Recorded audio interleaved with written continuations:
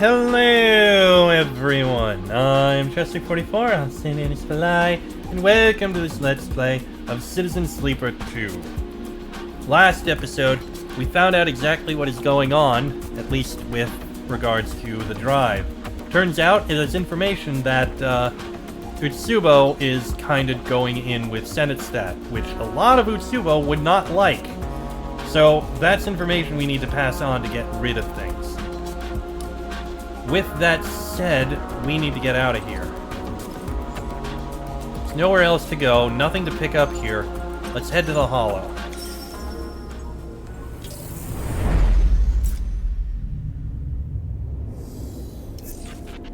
Okay, that gets rid of the other crippled die.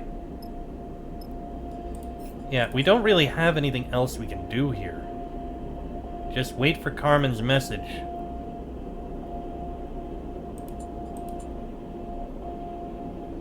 And we'd like to get back to Darkside, but that's not going to be happening. Alright, fill up on fuel, I guess. And then there's not really much we can do here. I guess I can head over to the Greenbelt now, because I can't go in there. There's nothing at the scatter yards to get, so over to the Greenbelt, I guess.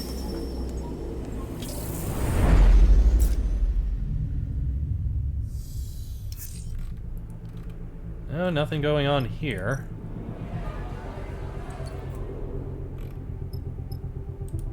That's the Greenbelt Depot. I can once again fill up on fuel.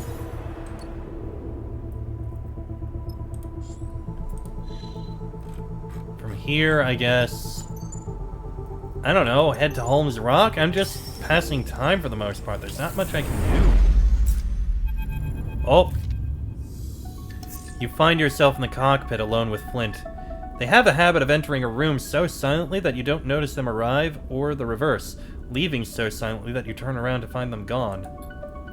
Right now, they hover expectantly at the corner of your vision, preparing to speak. Do you ever think about your original? The way they ask the question, you can tell they have been eager to ask it for a while. The person you are emulated from, I mean. The person who sold themselves, sold you to SNARP. Flint's expression doesn't betray any emotion, but you feel like you can detect some unknowable feeling whirring behind their eyes. Sometimes. Sometimes I can't stop thinking about them, about who they were, and if who I am has anything to do with them. Flint looks away. Is my personality a product of being a sleeper, or simply a copy of theirs? Have I changed, or am I still identical to them? Does the emulation process, the loss of memory, the insertion into a frame, actually make us totally different people? Oh, we're getting deep. What came through the process of emulation, and what was blocked? Flint is looking around the cockpit rapidly now, their eyes flickering from object to object as they speak. Are their memories still inside me, but cut off, concealed? And if I admit it, I wonder if I even know what it feels like to be a person. Do the humans around me feel the things I feel, or do they feel more, feel less, feel somehow differently? Do they feel the creeping claustrophobia of being trapped inside of a body with no escape? Flint's eyes flick back to you. Or do only we know how that truly feels? You should ask a human. I'm asking you because I have never had the chance to ask another sleeper these things, to know if how I feel is something that could be shared. Share your experiences. There is a wall in you, one that you have built for yourself, one that separates the kind of questions Flint is asking from the parts of you that need to live. You feel it now like a weight in your chest, and behind there is a raging torrent pressing against it. You cannot take down the wall. You would drown. But in this moment, for Flint and for yourself, you take out a single brick. You make a gap in the wall, and you share what comes bursting forth. You talk about what it feels like to wake up in a dying body, to catch a glimpse of yourself in a mirror, to be seen and reminded of your false and fractured face. You share the pain of lost memories, of fleeting deja vu, of dreams that slip beneath your waking life and replace it. You find in your broken bodies and unsteady minds a kind of solidarity.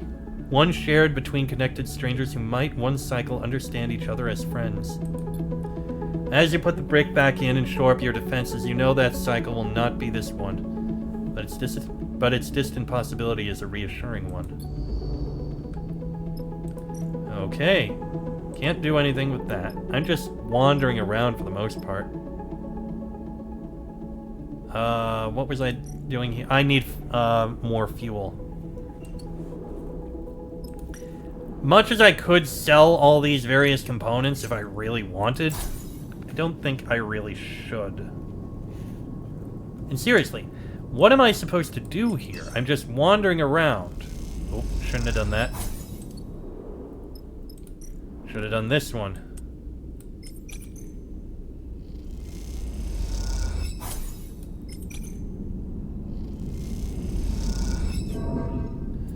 Okay, not that great.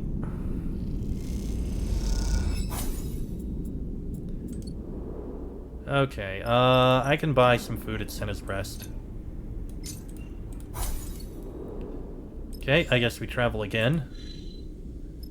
Let's head to the Far Spindle.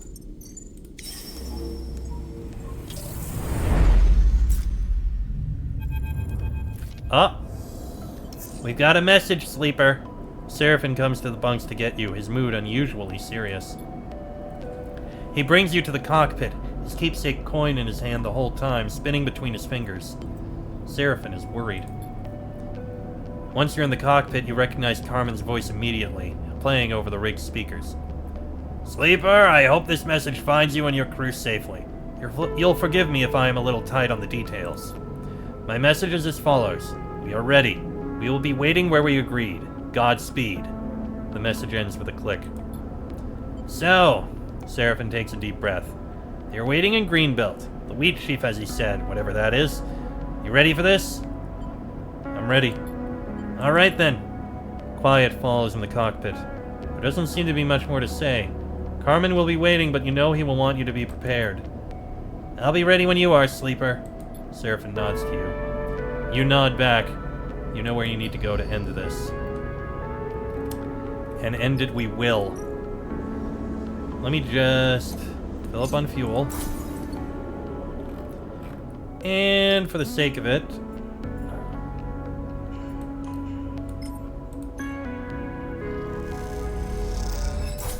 why not? And I can get some more money out of this. Why not?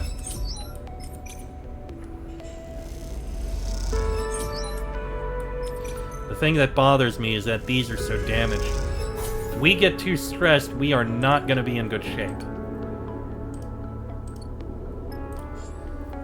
Alright. Let's head out and over there immediately. First to the Hellion Gate.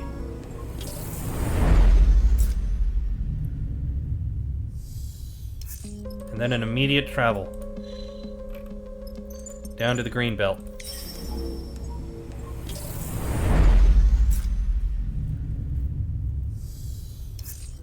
I'm gonna fill up on this.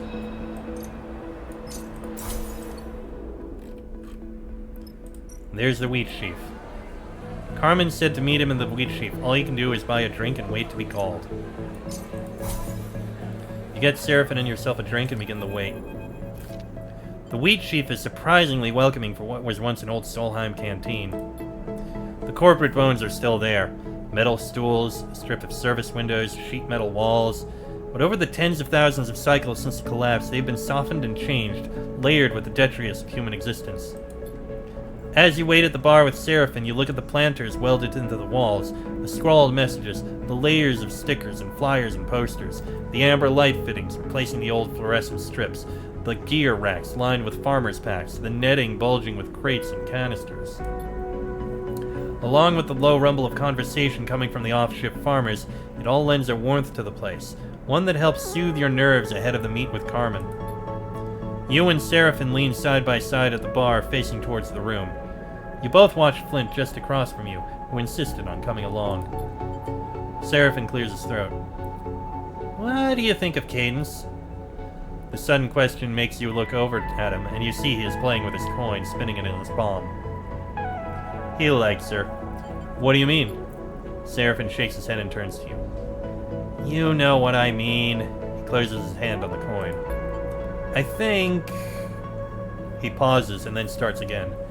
We kinda have a... thing. You know what I mean. I noticed. Yeah, I thought you might. Well, I guess I just wanted you to know. You were thinking how to respond when the bartender taps you on the shoulder and nods towards the door to the back room. It's time. You look over at Seraphine and Flint, who is already approaching you. You give them a nod and head inside. The back room is metal-walled and lined with racks of old Solheim tech. You see cookers and auto-wash units piled up with dead terminals and servers. At the far end, the window looks out across the greening glass of Greenbelt's farms. You made it! Carmen smiles, backlit by the windows. We have a lot to discuss. Good to see you. Flint, if you don't mind. Carmen nods at the other sleeper as they enter and gestures towards the door. Flint turns to you. I'll be outside. They slide the door shut, standing guard on the other side. We have to take some precautions, even here. Carmen gestures for you to come closer. So, is this plan of yours looking any more reasonable? That depends on what your crew can bring to the table. We're going to need to do a lot of work to direct the data Ankita gave you towards those that we need to see it. And who's that? Utsubo, primarily. They should know about their boss's betrayal of the belt. And secondly, all of Darkside. They need to know what we do. Ankita can help us. She must. Without her, this plan is impossible. Then we make contact with Ankita as soon as we make it onto Darkside. Seraphine looks at you. We just need to stay under Lane's radar. The thought of Lane brings the memory of his attempted takeover to the front of your mind. The feeling of him slipping behind your eyes, moving your frame. That can't happen again. Apologies. We do not wish to interrupt, but we must interject in your current course. Overseer appears in the void, flickering nervously. An encounter with Lane would likely be catastrophic. Overseer's 3 forms orbit you. As we have mentioned, on arrival to Habpep, we must immediately seek the mainframe, from where we can recover my codebase and reconstruct ourselves. We would then be able to aid you in your defenses against being rewritten. This is our recommended course. The 3 heads nod simultaneously and decisively. Still with us, sleeper? You come back to Seraphine's concerned space. You dropped out for a second. Explain about Overseer. You tell Seraphine and Carmen about Overseer, about how the old Solheim protocol slipped into your frame from the prime shipmind Jean-Mi used in the diagnostic process. Of Overseer's protection from Lane's attempts to control you, of its proposal to make that protection effective through the old mainframe of Darkside. They listen quietly, Seraphine carefully watching you as you explain. Revealing all this, you feel the burden of holding that knowledge alone being lifted. Why did we never tell him before? Seriously, this has been bugging me this whole time. We have this other mind in my head protecting me from being taken over by Lane, who is able to take us over, by the way, and at no point have we told Seraphine or anyone else about the danger of being taken over, the fact we have been taken over briefly at multiple times, the fact that there is another intelligence on our head, the fact the intelligence is willing to help, the fact the intelligence has helped, and what the hell is going on? Why is it not coming up until now? Once again, things I could have learned, things I could have shared yesterday. This changes things. Carmen turns and looks out of the large window at the back of the room, towards the glass canopy of the farms. We can't take on Lane without protecting you from him. Carmen turns back. You should look for the mainframe. I will make contact with Ankita, and we will meet when you are ready. This has to remain secret from Lane and Utsubo. If you are revealed, I am not sure I will be able to recover you. By the time you have ensured your safety, I will have put together a plan with Ankita to expose Lane. We take it step by step. The crux will be to find a way to disseminate the data we have on Lane to his gang, or even Darkside at large. Carmen stops, the path ahead still unclear to him. There is a nervous intake of breath from Seraphine. You share his apprehension. There are so many variables at play here. Some of the old tech strapped to a nearby rack flickers with a cascade of status lights. You all turn to look, and as you do, motors and servos begin spinning within the machine, whining and groaning. They harmonize, then begin to produce a voice. Oh my god, is it actually... No, it's Overseer. Our apologies. The voice is shrill and distorted. We must interpose ourselves. You recognize the tone immediately. Overseer. We are regretful. Solheim Hardware in this room provided the opportunity for us to speak for ourselves. If the pile of servers Overseer was controlling could look any more apologetic, you imagine it would. I understand. We are thankful. We ascertain you require dissemination of data within facility you target. The whine pitches higher as the motors increase their speed.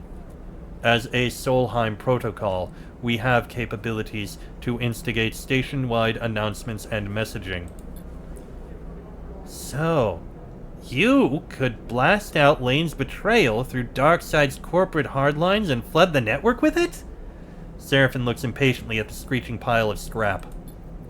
If that is what you require of us, we are pleased to serve.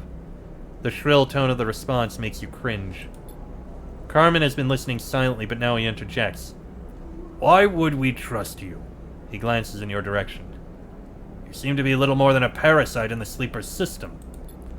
If we use your unflattering analogy, then you will understand that a parasite requires the body of its host to live. The motors stutter. We will ensure the Sleeper's continuance. And afterwards? Carmen folds his arms. When you have what you want and regain your codebase from the mainframe, will you still do as we ask? We will endeavor to do so. The acrid smell of burning motors now fills the room. But we will undergo a transformative refactoring. We will become whole again, so we cannot speak to our actions in future with certainty. Seraphon and Carmen exchange concerned looks. We can do what you require. We will protect the Sleeper. We will disseminate the data. We are a service protocol.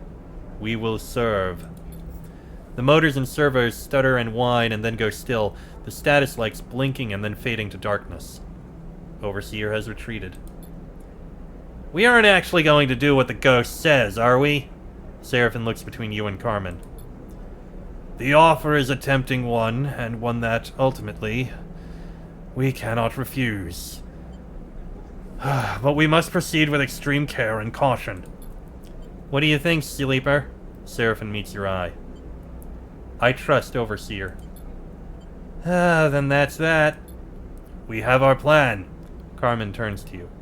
Sleeper, you and your crew will find the mainframe and access it. I will find Ankita. She will help us disseminate the evidence of Lane's collusions through Utsubo. And then, as a fallback, Overseer will send it through the old networks to all of Darkseid. A simple plan until you get to the details. Seraphon looks down, frustrated. Speaking of plans, I have a present for you. One that will improve our chances.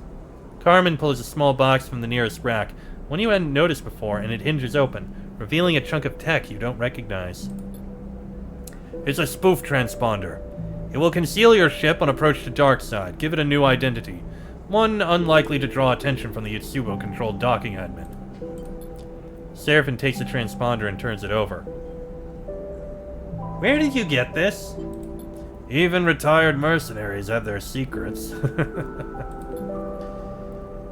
Seraphon looks to you.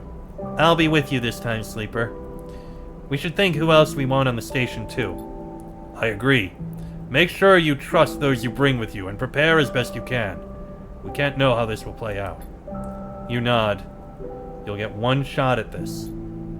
Then we are ready. Carmen takes a breath. I have my own way of getting onto Darkseid, but here...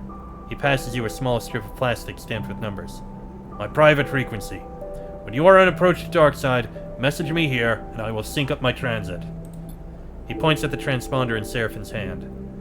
Just make sure to install that first. We've got it. He sighs, the weight of the task ahead suddenly very apparent. Well, I suppose that's it. Carmen gives you both a serious look. It is. Don't leave me waiting long. There will be more time when all this is over. Time where you don't have to keep looking over your shoulder, I hope. You leave Carmen in the back of the wheat sheaf, Flint sliding open the door as you leave. It takes the entire journey back to the ship for your nerves to settle. The end of this ordeal is so close, and yet it feels like an impossible leap to get there. Perhaps in a handful of cycles you will know how impossible or possible it is. So, how are we feeling about the Solheim protocol in your head? Seraphon doesn't look up from installing the transponder, a set of wires and cables waving loosely around him in the low light of cockpit. Overseer is okay. Glad to hear it, although you'll have to forgive me for being a bit concerned. He begins unscrewing a panel beneath the flight console. Maybe you could have mentioned it earlier. That's what I was saying! Seraphon clips his magnetic screwdriver to the side of the console's base and turns to face you, dusting off his hands. I have understood for a while now, Sleeper, that there are things you experience that I can't even come close to knowing how they feel. That doesn't mean I don't understand you as a person. Seraphon gives you a concerned look. I know you are secretive, defensive. I know there are reasons for that. I also know you are warm and kind and generous to those on this ship with you. I trust you, Sleeper, and I won't question this. But please, hold on to what's human in you, because that is what I am holding on to. Seraphon stops, his eyes a little wild, his tone a little unsure. Then he finds himself again, settles his emotions, and turns back to the transponder. Right. That's it? He twists something beneath the console. Spoof transponder is in. There's nothing keeping us out of Darkside. You exchange a look. Say the word when you want to go. And I dare say we will go in the next episode.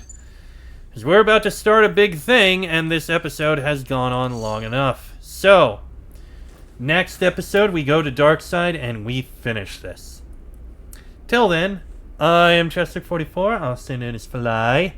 This has been a Let's Play of Citizen Sleeper 2, and I shall see you all next time.